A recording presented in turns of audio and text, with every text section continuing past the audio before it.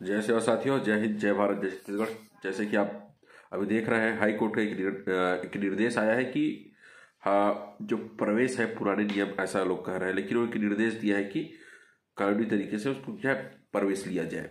तो बहुत सारे साथी ये कह रहे हैं कि वो तो 58 के तहत होगा। भाई, यदि 58 के आधार पर यदि प्रवेश होना है तो माननीय मुख्यमंत्री जी बोल रहे हैं कि इससे नुकसान होगा। तो नुकसान क्या होगा आप स्पष्ट समझिए।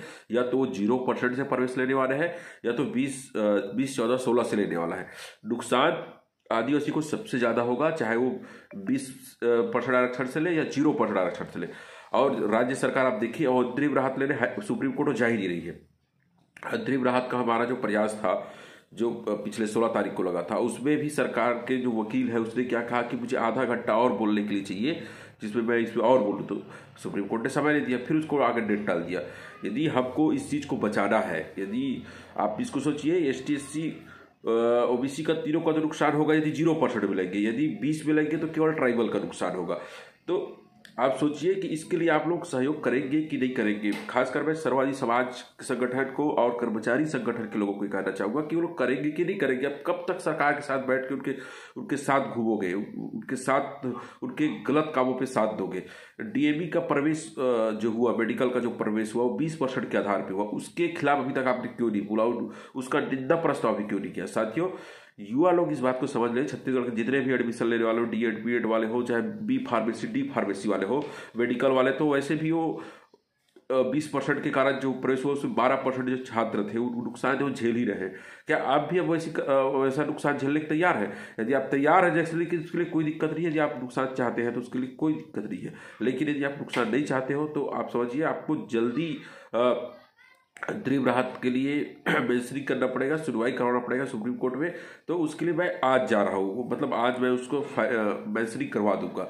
लेकिन बात वहीं पर अटक जाती है कि लोग सहयोग नहीं करते हैं। और जिनके पास, चाहे सर्ववादी समाज संगठन हो, चाहे कर्मचारी संगठन हो, उनको समाज ने खूब सहयोग किया है, उनके पास पैसे पड़े हुए हैं, लेकिन वो लोग इन विषयों पे वो लोग बिल्कुल भी गंभीर नहीं है। वो अपनी मन की राजनीति करते हैं, अपनी घमंड में जी रहे हैं वो लोग कि हमको अपने हिसाब से बस करना है।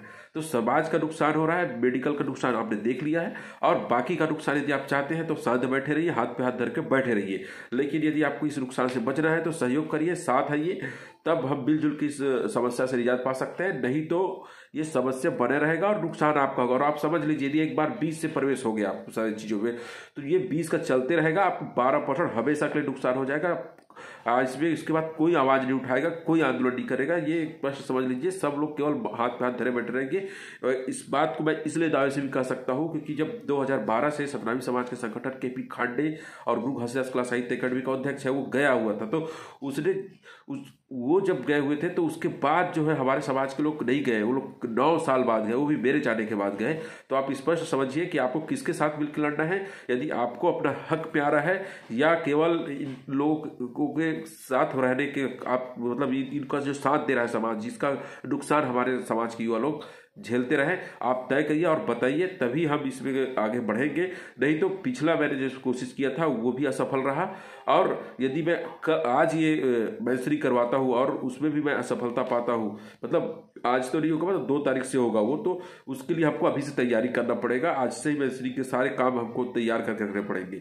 आप सोचिए और बताइए। और यदि आप चाहते हैं कि हम लोग जो है 32% आरक्षण बचा सके, तो ये जितने भी सामाजिक संगठन के अध्यक्ष, चाहे सर्वोदय समाज के संगठन के अध्यक्ष हो, चाहे ग्रुप 1 हो, ग्रुप 2 हो, चाहे कर्मचारी संगठन के अध्यक्ष हो, उनको आप फोन करिए और उसे बोलिए कि आखिर वो सहयोग क्यों नहीं करना चाहते, वो आखिर क्या करना चाहते हैं, आखिर वो समाज से सहयोग लेके आखिर उस सहयोग का क्या उपयोग है, वो क्यों समाज का मतलब समाज को धोखा क्यों दे रहे हैं। धन्यवाद साथियों।